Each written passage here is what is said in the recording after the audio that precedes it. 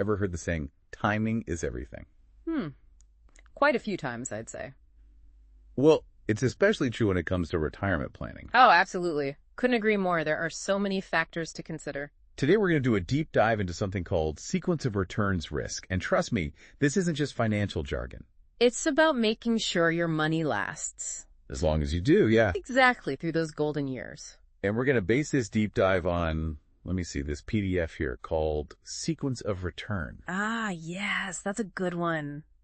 Really highlights some crucial points. Especially focusing on this idea of the fragile decade. Right, the years right before and after you retire. That's when the sequence of returns risk can really make a difference. So help me understand this a little better. What exactly is sequence of returns risk? Well, it kind of throws a wrench into that conventional retirement planning wisdom we often hear.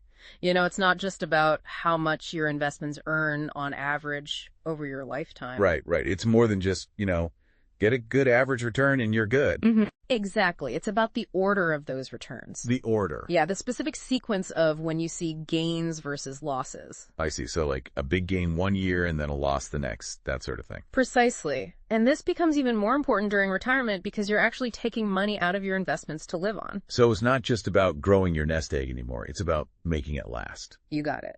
Okay, that makes sense. But how much of a difference can the order of returns really make? I mean, a good return is a good return, isn't it? Well, not necessarily. Real. This research gives a pretty powerful example. Just imagine two people retiring, both with $1 million portfolio. Okay, $1 million, not bad. Right, and let's say they both take out, $40,000 a year for living expenses. Sounds reasonable. After just 5 years, one person could see their portfolio grow to over $1.1 million. Wow.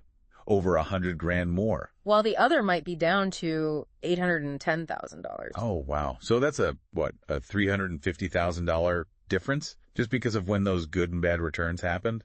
Exactly. Okay, that is a little concerning. It is. So knowing that this risk is out there, how do we take control? What can we do about it? Well, luckily, there are some strategies we can use to mitigate this risk.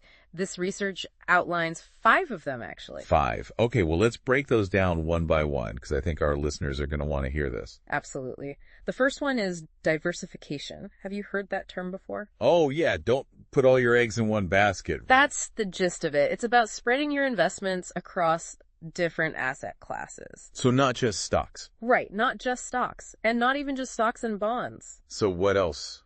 What would you diversify into? Well, think about different types of stocks, too. Value stocks, for example, are known for being a bit more stable. I see. And what about bonds? You could look at TPS. Those are bonds that adjust with inflation, which is a big concern for retirees. Right, because your expenses are going up, but if your investments aren't keeping pace... Okay, so diversification, check. What's the next strategy? Dynamic spending. Now, this one requires a little flexibility. Flexibility. Yeah, it means being willing to adjust how much you withdraw from your portfolio based on how the market's doing. So not just taking out the same percentage every year, no matter what. Right. There are methods where you adjust based on market performance or inflation. I can see how some people might find that a little challenging. Especially in retirement, they're looking for that stability. I get that. But it's not about making these drastic cuts. It's more about just being mindful. So making small adjustments here and there to preserve your capital. Exactly. It's a buffer against those market dips, especially early on in retirement, which can really have a big impact. That makes sense. Okay, so we've got diversification, dynamic spending. What's next on the list? Guaranteed income streams. Things like annuities, for example. Annuities. Those can be a little tricky to understand. They can be, but they offer a steady, predictable income no matter what's happening in the market. So, less flexibility maybe, but more peace of mind. That's a good way to put it. Knowing your basic expenses are covered, especially during that fragile decade, can be invaluable. Yeah, I can see that. Okay, what about the other strategies? Well, a cash buffer is crucial. Cash buffer, like an emergency fund. Similar idea, but for retirement. Having enough cash readily available to cover, say, 2 to 3 years worth of expenses. So you don't have to sell investments at a loss if the market takes a tumble. Exactly. It lets you ride out those dips without jeopardizing your long-term growth. Makes sense.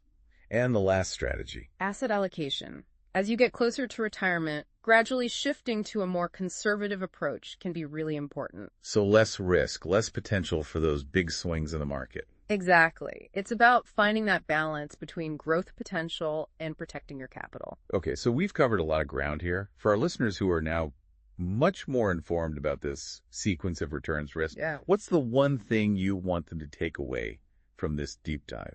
Remember, retirement planning isn't just something you do once and forget about it. It's not like setting a crock pot and coming back 8 hours later. Not quite. It's a dynamic process. You got to stay engaged. And while sequence of returns risk is a real threat, it is manageable. With some careful planning. And the right strategies. Exactly. And knowledge is power.